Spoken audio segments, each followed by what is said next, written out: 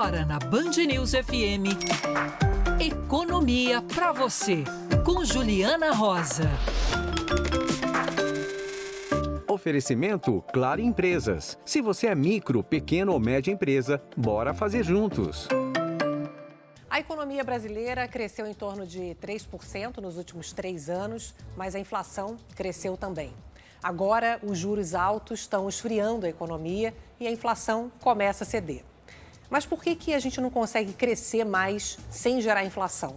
No Economia para Você de hoje, a gente vai falar de alguns entraves: educação, desequilíbrio das contas públicas e um tema que é destaque, infelizmente, essa semana, a segurança pública. Meu convidado é o economista André Lois, economista-chefe da Vivest. André, seja muito bem-vindo. Obrigado, Juliana. Prazer estar aqui. Qual o gargalo hoje que você diria o mais importante para o crescimento da economia? Por onde você começaria? Qualidade da educação. Porque mesmo você tendo um ambiente de negócio no Brasil que não é muito estimulativo do investimento e tendo uma situação fiscal que também não é estimulativa do investimento, porque se eu preciso ter uma arrecadação muito grande, porque eu gasto muito do outro lado, eu estou retirando recursos do setor privado. Então, isso atrapalha a acumulação de capital, né? Quando você pensa lá em como é que o chamado PIB potencial cresce, você tem um crescimento do estoque de capital, você tem a demografia, o crescimento do número de pessoas, você tem a produtividade, te ajuda no meio. Mesmo que você não consiga produzir um ambiente tão propício para a acumulação de capital, se você tem uma mão de obra que nem cresce tanto, mas ela é bem treinada, né? Ela tem educação básica, melhor do que o que a gente tem aqui, você consegue extrair mais produtividade desse aumento do estoque de capital. Então, eu diria que talvez se a gente nos próximos 10 anos conseguisse melhorar bastante a qualidade da nossa educação, talvez isso fosse a ação que isoladamente teria maior possibilidade de fazer a produtividade crescer mais e, portanto, do país crescer mais também. Claro que você não é um especialista em segurança, mas acho que é importante a gente trazer, né, André, numa semana como essa, um assunto que também tira a produtividade numa situação onde os investidores pensam muitas vezes antes de investir no Brasil. E você tem uma série de custos, né? Como, por exemplo, cada vez mais as empresas, as pessoas têm que ter segurança particular, como um exemplo, né, de um custo de um dinheiro que poderia estar sendo usado em outro lugar. Tem um dado do Anuário Brasileiro de Segurança Pública que diz que o setor de segurança emprega 571 mil vigilantes, que é mais do que o contingente de toda a polícia, somada civil e militar, que dá 500 mil policiais. Ou seja, esse é um bom exemplo aqui do quanto que a segurança, fora a vida humana, que não tem preço, né, André? Deve ser um contingente maior do que uma série de contingentes relevantes, como pesquisadores e tal. O ponto de atrapalhar decisões de investimento, obviamente, é muito importante, mas eu acho que esse ponto que você fez do custo, né, da você se proteger da insegurança é fundamental, porque esse dinheiro que você está colocando em vigilância, você poderia estar colocando em qualificação da sua mão de obra, você poderia estar colocando em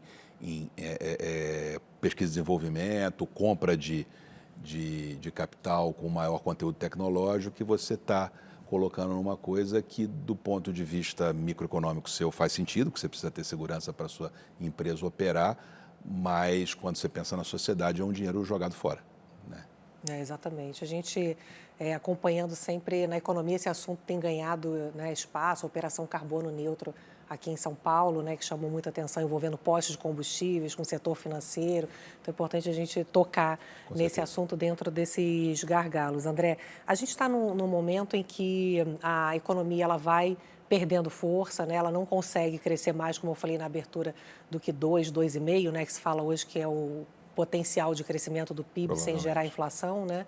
E um dos fatores, a gente falou aí de educação, mas então o juro alto já no maior patamar em 20 anos fazendo efeito, jogando aí a nossa economia para baixo. Os sinais parecem claros para você de que a gente está esfriando a economia? Acho que sim.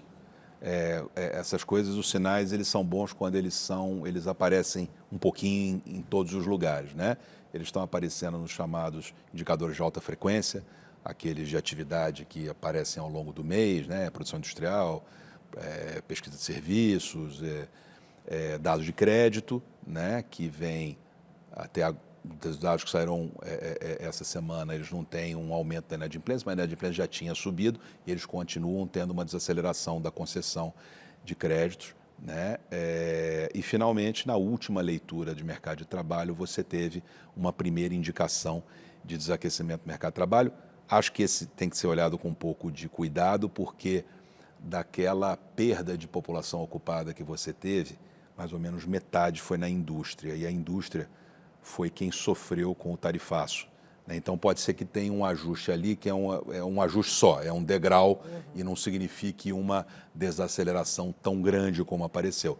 Mas como apareceu em outros segmentos também, na PNAD, eu acho que é um desaquecimento também que você pode dizer que está acontecendo, começando a acontecer no mercado de trabalho.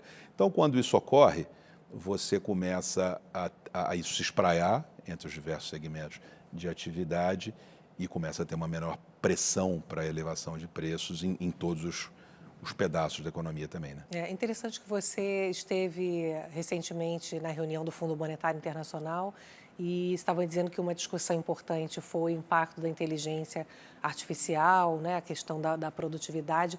E é interessante que aqui no Brasil, ninguém imaginava que com um juro de 15% a gente fosse ter taxa de desemprego na casa dos 5%. Né? E mesmo com o que você está dizendo, né? Mesmo com a economia desacelerando, talvez o último indicador normalmente é o emprego, né, que aparece por último, mas não parece que vai ficar claro tão rapidamente através dos dados de emprego que a economia está desacelerando, né? O quanto que você vê de importância nessa discussão toda que você tem acompanhado aí da inteligência artificial, que pode contribuir para o Brasil, porque é bom que a gente talvez cresça mais devagar, mas mantenha uma taxa de desemprego baixa, né, mais baixa. Parece que veio para ficar, inclusive. Eu queria começar um passo antes, que é o que parece ter, na minha visão, contribuído para você estar tendo ganhos de produtividade maiores já antes de boom de investimento em IA. E aí eu acho que são coisas muito específicas do Brasil. Você teve algumas reformas relevantes, né? As pessoas citam a trabalhista, ela de fato é muito importante, mas tem uma outra coisa que me parece muito relevante, que é que você melhorou os incentivos para boa alocação de capital.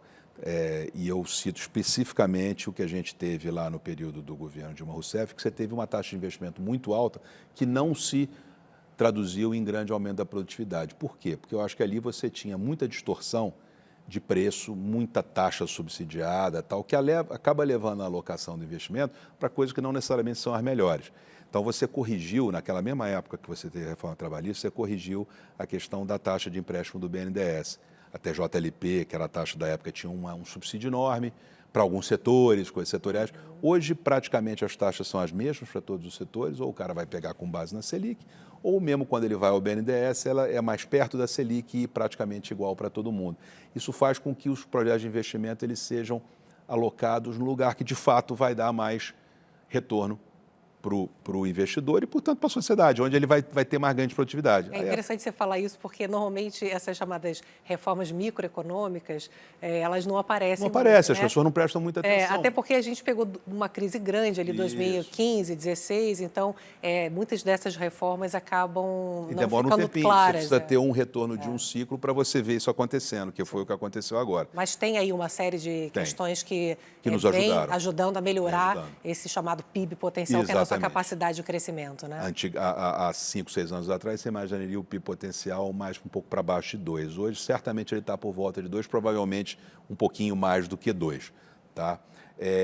Olhando para frente, inteligência artificial, o que está acontecendo hoje é que você tem, quando estudos já para a economia americana, muito bem feitos, não para boa parte das outras economias. E eles mostram que você tem o potencial de substituição parcial ou total em uma série de atividades hoje feitas por pessoas. Né? O estudo lá da Universidade da Pensilvânia, que eu achei muito bom, saiu há pouco tempo, ele fala que mais ou menos 42% das atividades que você tem na economia americana, fizeram um estudo bem de baixo para cima, pelas tarefas, são automatizáveis total ou parcialmente por inteligência artificial. Isso tem o potencial de um ganho de produtividade muito grande. Eu acho que hoje isso tem efeito muito mais numa discussão sobre os Estados Unidos especificamente, porque eles estão na frente na adoção desse tipo de coisa, de acordo com o que os dados sugerem.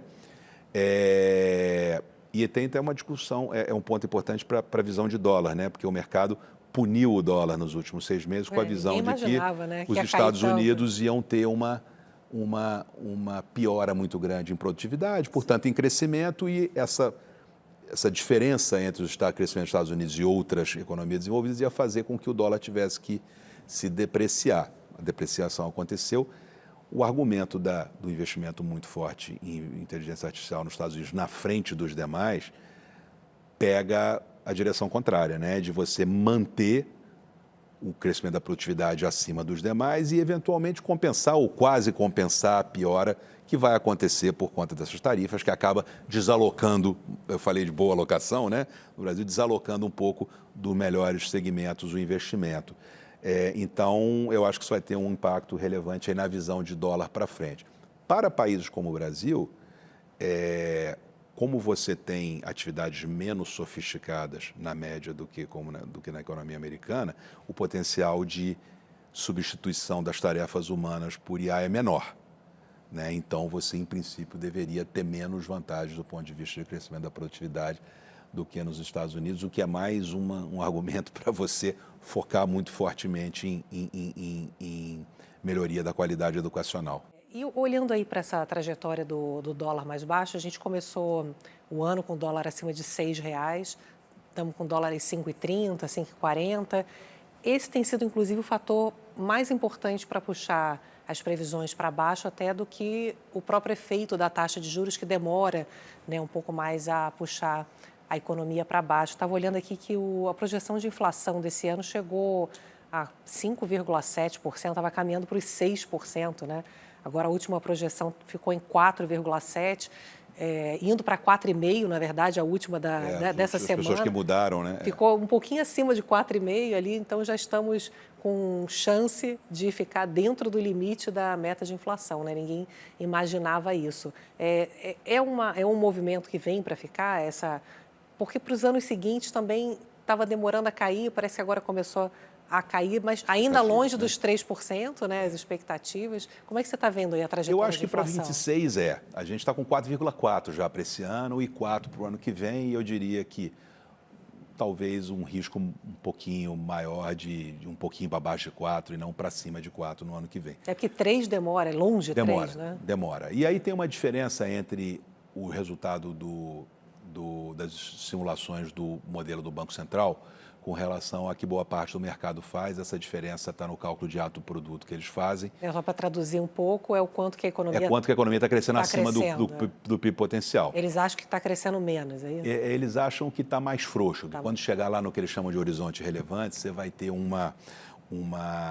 economia crescendo bem abaixo do potencial, e a nossa visão é que ela vai estar mais perto do potencial, um pouquinho a coisa abaixo. É porque é ano eleitoral, se gasta mais, se estimula mais. E aí tem umas coisas meio técnicas de taxa neutra e tal, forma de calcular, mas independente disso, eu acho que esses pontos que você colocou são mais importantes, saindo da tecnicalidade muito grande.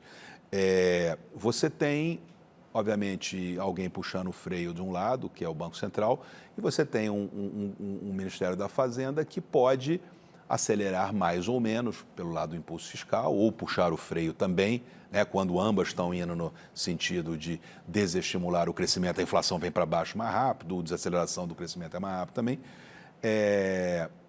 Aparentemente não é o que vai acontecer no ano que vem. Se a gente olhar a projeção de déficit primário que a gente tem para esse ano, é meio negativo, né? E para o ano que vem é entre 0,6 e 0,7, quer dizer, uma piora pequenininha do déficit, mas é um impulso fiscal. Só que o que está acontecendo é que o governo está começando a buscar gastos que estão fora do orçamento, né? A partir daqueles fundos constitucionais, públicos, ou que têm destinação específica, e que houve uma decisão que foi referendada pelo Congresso, não sei se foi ano passado, início desse ano, que você pode usar parte do superávit desses fundos para destinações que não são aquelas específicas deles. Quando o dinheiro sai de um fundo, ele não passa pelo orçamento, então ele não está nesse cálculo. Então, por isso que essa regra até é bom para a gente traduzir, né? A gente ouve muito o governo falar, mas vamos entregar a meta, né, das contas. Só que, como essa meta não entra tudo, fica parecendo que é uma meta que não tem uma credibilidade elevada. Do né? ponto de vista do impulso fiscal, você tem que considerar o todo. Claro. Né? Se eu estou usando coisas que saem de fundos, que é um CNPJ diferente do Tesouro Nacional e que ele também vai estimular a demanda. Né? E aí, quando eu faço essa conta, sai de -0,5 para -1. Então, é um impulso fiscal mais claro na nossa estimativa. Então, assim, essa última quilometragem para chegar no 3 não é simples, não.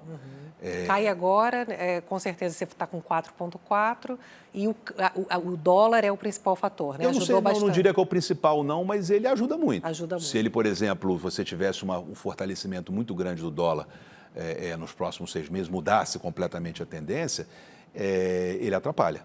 Né? Ele claramente atrapalha. Então, assim, mas os juros contribuindo também, o juro contribui para baixo, o dólar, se ele virar para cima, e o impulso fiscal contribuem para cima.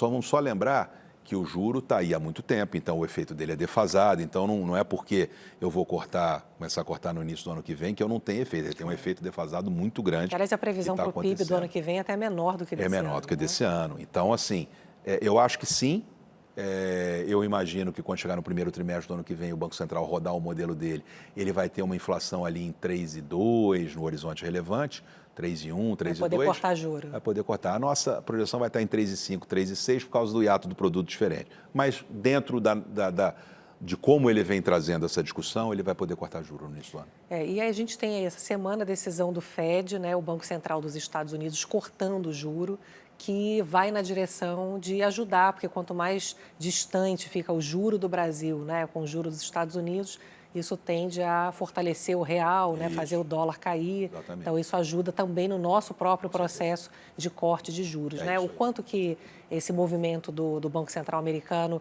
pode ajudar aqui na queda de juros no Brasil? Ele ajuda pelo câmbio, como você falou. Se a gente olha lá a forma como a gente vê os determinantes do câmbio no curto prazo, um deles é o diferencial de juros. Né? O outro é a força do dólar intrínseca, independente disso. Né? Mas no bilateral Brasil e Estados Unidos o diferencial de juros é importante. Então, assim, o que acontece? Quando o câmbio aprecia 1%, você vai ter uma melhora aí na inflação aí de uns 0,1 mais ou menos. Então, se o câmbio viesse eventualmente de onde ele está ali para 5,10, digamos assim, a gente teria uma apreciação aí, sei lá, de uns 4%, a inflação é ajudada aí em alguma coisa que pode chegar perto de 0,5 ponto percentual. Né? Então, esse é um ponto relevante que o Banco Central vai levar em conta. Ele sempre leva na hora da decisão, ele coloca lá qual o câmbio que ele tomou como premissa. E eu acho que nesse final de ano o câmbio vai seguir mais ou menos estável. Tem um risco, Juliana, que eu queria ressaltar, que é o risco de uma concentração de remessa de dividendos no final do ano. Essa foi uma das razões daquela puxada no final do ano passado, mas ali teve outras coisas, crise de confiança, etc. Por que isso me preocupa individualmente, esse ano, a questão da remessa de dividendos? Porque foi aprovado o processo, o projeto de isenção do imposto de renda até R$5.000. E você lembra que uma das medidas compensatórias era passar a ter uma taxação de 10% sobre pagamento de dividendos para o exterior. Isso. Então, você tem uma série de empresas multinacionais que têm que remeter seus dividendos e que, eventualmente, ele poderia remeter um tanto esse ano e um outro tanto ano que vem. Há uma tendência dele remeter mais esse ano, porque o que ele remeter esse ano ainda não está pagando os 10%. A decisão, digamos, lógica seria você aumentar as remessas esse ano. Então, esse é um risco que a gente tem que ver para o câmbio no final do ano. Você ouve aqui na Band News FM, Economia para você. Oferecimento Claro Empresas. Se você é micro, pequeno ou média empresa, bora fazer juntos.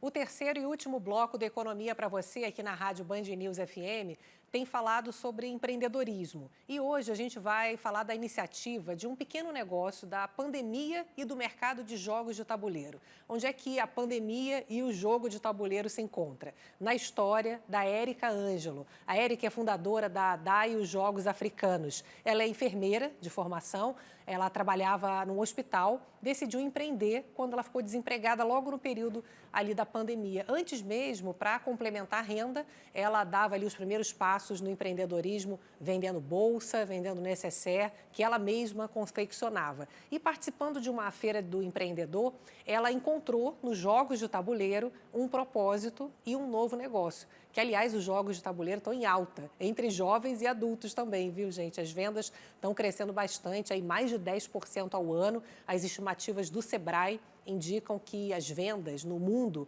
devem movimentar mais de 50 bilhões de reais. Vamos conversar, então, aqui com esses detalhes todos da Érica. Érica, seja bem-vinda. Já fiz aí uma introdução, mas, claro, quero que você conte aí os detalhes para a gente. Como é que você decidiu empreender para valer, né? Não era uma coisa ali emergencial e resolveu virar realmente uma empreendedora de profissão, né? Isso, como você disse, eu trabalhava no hospital, tinha a segunda renda, vendendo bolsas e necessários. Aí na pandemia eu fui desligada do hospital e na mudança de governo e aí eu passei a vender máscaras, né? Passei a vender máscaras durante a pandemia e na pandemia minha filha pediu, nós gostamos muito de jogos de tabuleiro e na pandemia minha filha pediu um jogo de tabuleiro diferente. Eu comecei a pesquisar, descobri um jogo de tabuleiro africano que eu nunca tinha ouvido falar. E conversei com a minha consultora no Sebrae, mostrei para ela e um ano pesquisando, ela falou, vamos levar para a Feira do Empreendedor. Quando ele veio para a Feira do Empreendedor, eu vi que as pessoas ficaram muito curiosas, quando viam um jogo africano, ninguém conhecia, e a dinâmica dele é diferente, né, do jogo de dama, dos jogos que a gente conhece. Aí eu falei, bom, aí tem um nicho de mercado, e fui estudar esse nicho de mercado, vi esses dados que você falou sobre o mercado de jogos tanto analógicos quanto digitais, e aí eu vi que comecei a estudar, e quando eu comecei a estudar sobre o continente africano, eu tive contato com a minha ancestralidade. E aí eu vi, não, esse jogo não é só faturamento, esse jogo tem um propósito, que é usar o jogo para fortalecer a identidade negra. Pois é, achei interessante isso, porque no empreendedorismo, né, a gente fala muito que é duro, né, e tem que ter um propósito, né, que senão a gente desiste, né. Conta um pouquinho mais sobre esse propósito, o que você pode compartilhar mais com a gente do que você descobriu aí nesse processo? Então, conforme eu fui estudando, né, sobre o continente africano, sobre a cultura afro-brasileira, eu fui me deparando com algumas pesquisas também, né? Então, um estudo de Harvard de 2020, ele mostrou que o racismo entre crianças e adolescentes levava a depressão e suicídio. Aí isso me deixou muito assim impactada, né? E aí eu fui procurar outros órgãos, tanto no Brasil como no estrangeiro, e comecei também a me deparar com casos, né, de discriminação. E aí eu vi que a partir do jogo, e aí eu pensava, como que eu consigo falar disso sem ser tão dolorido, né? Sem falar sobre escravidão, sem falar sobre racismo, de uma forma que seja leve, que traga que a pessoa queira conhecer sobre a ancestralidade dela e que reforce a identidade negra, né? E aí eu comecei a usar os jogos. Então, os jogos, eles têm a dinâmica de jogo, são dinâmicas de jogos diferentes. Tem alguns jogos que são parecidos com a dinâmica da dama, mas os jogos que eu trabalho especificamente são dinâmicas diferentes. E aí eu trago personalidades africanas, trago personagens, tem pessoas no continente africano fazendo ações para a cidadania, a gente não conhece. Falo também de cultura, trago histórias da cultura brasileira e da cultura diaspórica também, né? Tem muita história da comunidade negra no mundo todo, as pessoas não conhecem. Então, eu uso os jogos. O jogo é uma diversão, né? A gente não pode esquecer que o jogo é diversão, mas através dos jogos você consegue ensinar também. Ô, Érica, e o que foi mais difícil? Aprender a criar, né, todo esse enredo aí para tornar o jogo interessante ou os detalhes de como empreender, que você aprendeu aí assistindo às aulas do Sebrae, né? Que você falou que o Sebrae deu um apoio importante. Olha, é um misto, né? Primeiro, assim, eu sou mãe solo, né? Sem rede de apoio, então você estudar, você empreender é um pouco difícil, né? Porque a gente tem que dar conta de tudo. Então tem esse fator da gente cuidar de uma criança, de você ter aquele tempo para se dedicar à empresa. tem também a dificuldade das pessoas entenderem que o continente africano, a cultura afrodiaspórica que a gente fala, né, que a cultura negra no mundo é rica, né? Por causa do apagamento da cultura, as pessoas não dão muito valor. Então, tem uma dificuldade de você chegar nos lugares, mas eu estou conseguindo fazer isso. Mas de tudo isso, eu acho que o mais difícil é você entender o que é empreender. Porque quando eu tinha o artesanato como segunda renda, era só uma segunda renda, né? E aí eu falei, quando eu vi que o jogo de tabuleiro era um nicho de mercado e que tinha um propósito, que eu queria levar essa mensagem para frente, aí eu fui aprender realmente sobre precificação, sobre mídia, sobre marketing, sobre administrar o tempo, né? Passei a estudar mais, comecei a fazer outros cursos. Hoje eu faço um curso de finanças e faço um curso também de licenciatura por causa desse trabalho. Eu vi que precisava continuar estudando.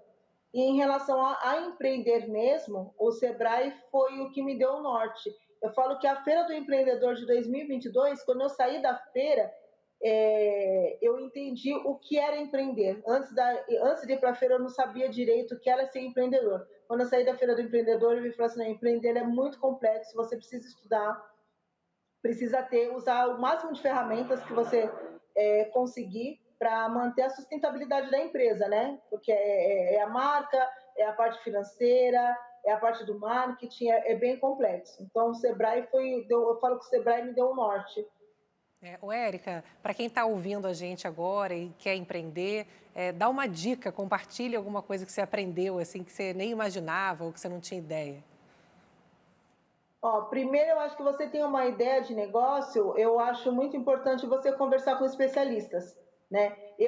Como eu falei, quando eu descobri os jogos, eu fui e conversei com a minha consultora, né? E eu levei 1 ano estudando ainda, até a gente conseguir validar e levar para a feira. Então, se você tem uma ideia de negócio, procura um especialista, né? No caso, eu procurei o Sebrae para tirar as dúvidas.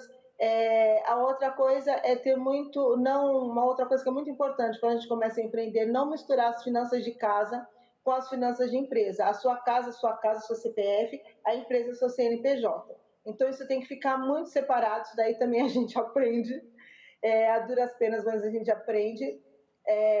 E assim, eu acho que não desistir, não é fácil, mas eu hoje, quando eu olho para a minha história, vai fazer 5 anos que eu virei microempreendedor, né? Com os jogos vão fazer 3 anos. Quando a gente olha para trás, quando eu olho para trás, eu falo assim, nossa, são muitas as dificuldades, mas a gente tem um apoio. Eu tive, no caso, apoio do Sebrae, tive parcerias também, isso é muito importante, você buscar parcerias, né? Hoje eu tenho uma pessoa que a metade da produção dos meus jogos tem uma pessoa que faz para mim, então é importante que você tenha essas parcerias. Acho que é basicamente isso. E as vendas online, elas são as principais do que as presenciais? Então, em relação ao meu trabalho, hoje eu tenho a venda dos jogos online, tem também por boca a boca que a gente fala, né? Tem as pessoas que vão falando para outra, mas eu também hoje eu faço palestras sobre a importância da aplicação da Lei 10.639, que é a lei que obriga o ensino da cultura africana afro-brasileira, mas eu digo assim, mais do que obrigar o ensino dessa lei, você está realmente conversando sobre todos os efeitos da colonização, o quanto isso implica hoje, né? Então eu faço uma palestra sobre isso, eu faço a capacitação de jogos, então, para professores, então a minha renda também vem disso, faço a oficina de dinâmica e tem outras coisinhas que eu faço também, tudo relacionado a partir do jogo de tabuleiro.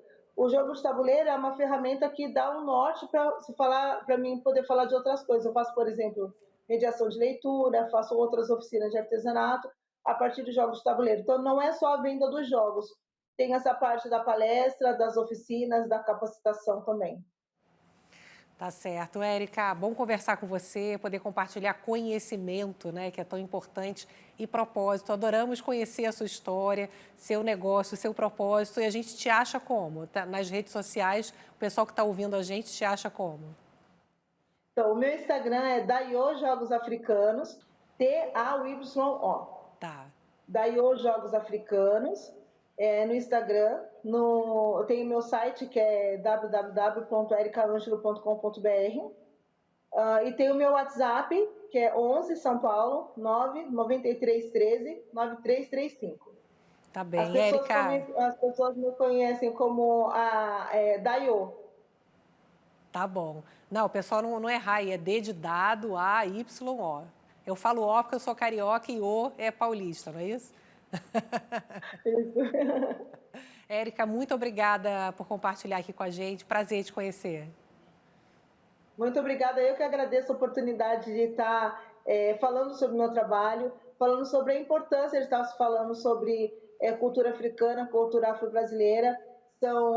É um assunto que fortalece a identidade negra, mas é um assunto que são para todas as pessoas, né?